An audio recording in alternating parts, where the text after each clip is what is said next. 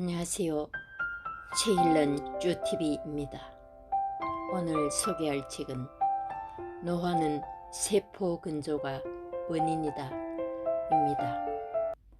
지은이는 이시하라 유미, 펴낸 곳은 전나무숲 출판사입니다.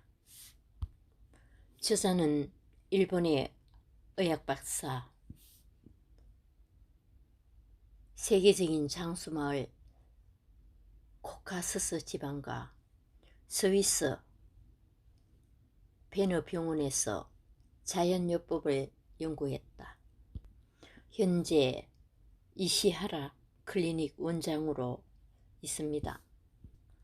당근 주스 단식요법을 이용한 건강증진에 힘쓰고 있습니다. 지금부터 책 속으로 들어가 보겠습니다. 세포를 촉촉하게 만들면 젊고 건강하게 살 수 있다. 고대 그리스의 철학자 아리스토텔레스는 말했습니다. 노화란 우리 몸이 차츰 건조해지는 현상이다. 지금 막 가지에서 딴 싱싱한 사과도 시간이 지날수록 껍질부터 말라 쭈글쭈글해지다 결국 속까지 상한다. 인간이라고 다를 바가 없다. 촉촉하고 윤기 나던 피부는 나이가 들수록 메마르고 거칠어진다. 눈도 뻑뻑해지고 손끝에 물기도 말라 책장을 넘길 때면 을에 침을 묻히게 된다. 또 음식을 삼키다 목에 걸려 사례가 들 때도 많다. 이게 다 몸속, 정확히 말하면 세포가 건조해졌다는 증거다. 그뿐만 아니다. 비만 오면 허리나 무릎이 아파온다. 또 유독 배와 턱에 군살이 붙는다. 기억력도 떨어져서 말하려는 단어가 입안에서 맴돌 뿐 도무지 떠오르지 않을 때가 많다. 이런 현상들도 내장과 관절, 뼈, 심지어 뇌에 이르기까지 각 부위에 세포가 건조해서 나타나는 것이다. 생활 환경도 현대인의 몸을 건조하게 만드는데 한몫한다. 지나친 냉난방 탓에 1년 내내 건조하게 지내고 목욕 방식도 달라져서 욕조에 물을 받아 느긋하게 몸을 담그기보다는 후다닥 샤워로 끝낼 때가 많다. 그러다 보니 몸을 충분히 덮이지 못해 냉증이 쉽게 생긴다. 몸이 차면 세포의 건조 상태가 더 악화된다. 아침 식사로 많이 먹는 빵과 우유, 평소에 즐겨 먹는 열대과일, 습관처럼 마시는 녹차는 모두 우리 몸을 차게 만든다. 특히 여성은 몸속 건조증을 치료하면 자궁과 난소의 기능이 활발해져 부종이나 심한 체중증과 부인과 질환, 갱년기 장애 등을 빨리 극복할 수 있다. 치매도 몸의 건조가 원인이다. 뇌도 몸이다. 피부가 메마른 사람은 뇌도 그럴 가능성이 높다. 뇌세포의 건조를 막는 데는 운동이 효과적이다. 워킹이나 스쿼트 등으로 근육을 움직이면 뇌의 혈액순환도 잘 된다고 한다. 특히 근육운동은 뇌에서 기억을 주관하는 해마의 혈류 활동을 촉진하기 때문에 노화와 인지증을 막는 데 도움이 된다. 피부 보습제는 세포 건조를 해소하지 못한다. 촉촉한 피부를 위해 나름 애를 썼는데도 효과가 없다면 어떻게 해야 할까? 느긋하게 욕조물에 몸을 담그거나 사우나에서 기분 좋게 땀을 흘리고 났을 때의 모습은 어떠한가? 분명히 몸 밖으로 수분이 많이 빠져나갔는데도 웬일인지 피부는 촉촉하고 매끈하다. 부석부석하던 얼굴은 붓기가 빠져 탄력이 생기고 턱선도 날렵해진다. 이처럼 목욕 등으로 몸이 따뜻해지면 우리 몸에서 수분 조절을 주관하는 신장도 따뜻해진다. 그 결과 신장의 기능이 활성화되어 몸속에 불필요한 수분이 신속하게 배출된다. 몸이 따뜻해지면 피부 세포의 대사도 활발해지기 때문에 메마르고 생기 없던 피부 세포가 신선한 수분을 한껏 빨아들여 촉촉함을 되찾게 된다. 땀을 흠뻑 흘리면 땀이 천년 보습 인자로 작용하여 피부 표면을 촉촉하고 윤기있고 탄력있게 만들어준다. 피부 세포의 수분 보유력을 높이는 데는 마, 토란, 미역, 생청국장, 굴, 해삼 같은 미끈거리고 끈적거리는 식품이 좋다. 이들 식품에 들어있는 점액 성분인 무틴이 피부를 촉촉하고 탄력있게 만들어준다. 밤사이에 가벼운 단식. 인체 생리의 기본 원칙 중 하나는 흡수는 배설을 방해한다는 것이다. 지나치게 많이 먹으면 소화 흡수를 위해 위와 소장으로 혈액이 몰리기 때문에 배설 기관인 신장이나 대장, 직장에까지 충분한 양의 혈액이 도달하지 못한다. 이로 인해 몸 전체의 배설 능력이 떨어지고 동시에 신으로 가는 혈류도 나빠진다. 이와 반대로 몸으로 들여보내는 양을 줄이면 배설 능력이 높아진다. 단식이 좋은 예다. 단식을 시작하고 2, 3일쯤 지나면 다양한 배설 현상이 나타난다. 숨을 쉴 때 냄새가 나거나 소변의 색이 진해진다. 눈곱이 끼고 코딱지가 생기며 혀 표면에 끈적끈적한 설태가 끼기도 한다. 사실 우리는 매일같이 가벼운 단식을 한다. 밤에 잠든 후부터 아침에 일어나기까지 누구나 가벼운 단식 상태로 있게 된다. 그래서 아침에 일어났을 때 숨에서 냄새가 나고 소변의 색도 진하다. 단식 후 갑자기 음식을 많이 먹으면 복통이나 설사, 구역질이 날 수 있다. 따라서 단식 후에는 묽은 미음으로 식사를 시작하는 것이 보통이다.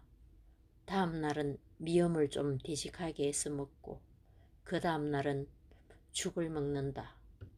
이렇게 하면 위장이 서서히 기능을 회복하여 음식을 제대로 소화 흡수할 수 있다. 아침 식사도 이와 마찬가지이다. 아침이라고 꼭 식욕이 나는 것은 아니다. 식욕이 없는 것은 우리 몸에 먹을 것이 필요하지 않다는 뜻이다. 그런 신호를 보냈는데도 이를 무시하고 아침은 꼭 먹어야 한다고 무리해서 먹으면 건강에 도움이 되기는커녕 오히려 해가 될 수도 있다. 아침을 걸으면 영양이 모자라서 오전 활동에 지장이 있지는 않을까 염려하는 사람도 있을 것이다. 뇌세포나 근육세포 등을 움직이는 에너지원은 오로지 포도당이다. 혈액에 당분이 부족하면 저혈당증이 나타나기도 한다. 그런 당분을 효율적으로 섭취할 방법이 있다. 아침 식사로 당근, 사과, 소금 주스나 흑설탕을 넣은 생강, 홍차를 마시는 것이다.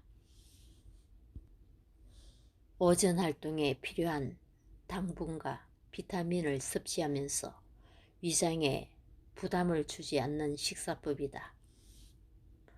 꾸준히 실천하면 발한, 이뇨, 배변 등 몸의 배설 능력이 향상되므로 몸에서 불필요한 수분은 제거되고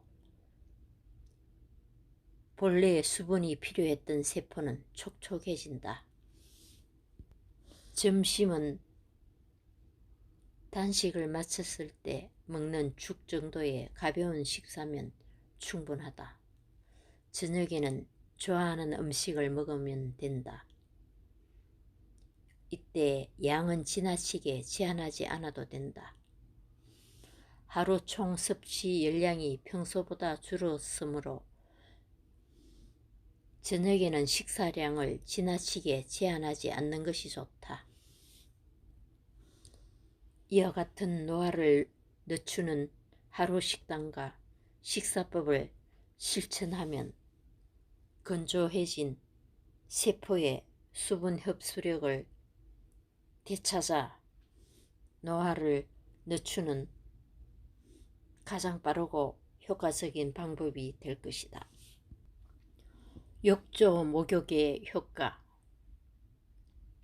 온열 효과. 따뜻한 물속에서 몸을 덮이면 혈관이 확장되어 혈액순환이 활발해진다. 또 신장이나 폐를 통한 노폐물의 배설도 촉진되므로 불필요한 수분을 몸 밖으로 쉽게 내보낼 수 있다. 게다가 교감신경의 작용이 억제되고 부교감신경이 우세해지기 때문에 긴장이 풀려서 몸과 마음이 편안해진다. 부교감신경이 활성화되면 정체되었던 혈류가 원활해져 몸도 따뜻해지고 이로 인해 배설작용도 활발해진다. 욕조 목욕의 온열 효과로 신기능이 활발해지고 혈액순환이 잘 되면 몸속에 불필요한 수분이 원활히 배출되므로 세포가 수분을 충분히 흡수할 수 있다. 이런 점에서 욕조 목욕은 노화를 막고 젊음을 지키는 데 큰 도움이 된다. 부종 해소 효과. 따뜻한 물에 어깨까지 담글 때 우리 몸에는 무려 500kg에 이르는 부하가 가해진다. 배둘레가 3에서 5cm나 줄어들 정도의 압력이다. 몸에 이런 압력이 가해지므로 피하의 혈액이나 림프액의 흐름이 좋아진다. 그 결과 하체에 있는 신의 기능이 향상되어 소변량이 늘어난다. 세포를 건조하게 만드는 몸속의 물웅덩이에서 수분이 빠져나가 붓기가 빠지고 냉정도 개선된다. 피부 보습 효과. 욕조 목욕으로 몸을 덮이면 땀구멍이 열리면서 피지샘에서 피지가 나온다. 이때 피부 표면에 오염물질이나 세균도 함께 씻겨 나간다. 또 땀샘에서 분비되는 땀과 피지가 섞여 피지막이 만들어지는데 이것이 피부를 촉촉하게 해준다. 이런 이유로 피부 보습에는 보습 크림보다 욕조 목욕이 더 효과적이라 하는 것이다. 반신욕. 욕조에 낮은 의자나 세수대야를 뒤집어 놓고 앉아 15분에서 20분 정도 명치 아래까지 물에 담근다. 이렇게 반신욕을 하면 겨울에도 땀이 많이 난다. 추우면 어깨에 수건을 두르거나 전신욕 후에 따로 반신욕을 해도 된다. 반신욕을 하면 신장을 포함해 하체로 가는 혈액의 양이 늘어난다. 그 결과 소변량이 늘어나 몸속에 불필요한 수분이 효율적으로 배출되고 하체의 부기도 빠진다. 수욕, 족욕, 세숫대야에 43도씨 정도의 따뜻한 물을 받아 10분에서 15분간 손목 또는 발목까지 담근다. 중간에 물이 식으면 더운 물을 부어 온도를 유지한다. 손이나 발만 덮이는 이런 수욕이나 족욕으로도 온몸에 혈액순환이 잘 되어 몸이 따뜻해진다. 특히 수욕은 어깨 결림이나 팔꿈치 통증에 효과가 좋으며 제2의 심장이라고 하는 발바닥을 덮여서 자극하는 족욕을 하면 하체를 도는 혈액의 흐름이 활발해지고 노폐물도 쉽게 배설된다. 사우나를 하면 온열 자격으로 땀구멍이 열려 땀샘이나 피지 샘에서 불필요한 수분이나 노폐물이 배출된다. 또 체온이 오르고 혈관이 확장되어 혈액순환이 잘 되기 때문에 노폐물과 소변의 배출이 활발해진다. 다만 심장 질환이 있는 사람은 자제하는 것이 좋다. 당근, 사과, 소금 주스. 당근, 사과, 소금 주스는 신기능을 강화하여 세포의 건조를 막는 대표적인 항노화 음료다. 동양의학의 이론에 따르면 인체의 하체는 식물의 뿌리에, 상체는 땅 위로 나와 있는 잎이나 줄기, 꽃에 해당한다. 따라서 하체에 있는 신을 강하게 하는 데는 식물의 뿌리가 효과가 있다. 인삼이나 오갈피같이 뿌리를 약용하는 생약은 대개 큰 병으로 몹시 쇠약해진 신체 회복을 돕거나 허약체질, 노쇠를 개선하는 데 쓰인다. 특히 몸을 따뜻하게 하는 당근은 과도한 수분으로 인해 몸이 찬 사람에게 아주 좋다. 당근 사과 주스에는 우리 몸에 필요한 비타민과 미네랄이 130여 가지나 들어있다고 한다. 30여 년 전 필자는 난치병 치료로 유명한 스위스 치리히의 베너 병원에서 검증된 당근 사과 주스를 날마다 아침 식사 대신 마시고 있다. 맛도 좋지만 평소에 잤던 설사가 먹고 늘 활기차고 피부가 건강하다. 당근 사과 소금 주스 레시피. 당근 2개 약 400g, 사과 1개 약 300g, 소금 적당량. 당근과 사과를 깨끗이 씻는다. 껍질째 그대로 주스에 갈아 2컵 반 분량의 즙을 낸다. 소금을 적당량 넣고 잘 섞어 씹듯이 천천히 마신다. 서양의학과 동양의학을 접목한 좋은 책이었습니다. 감사합니다.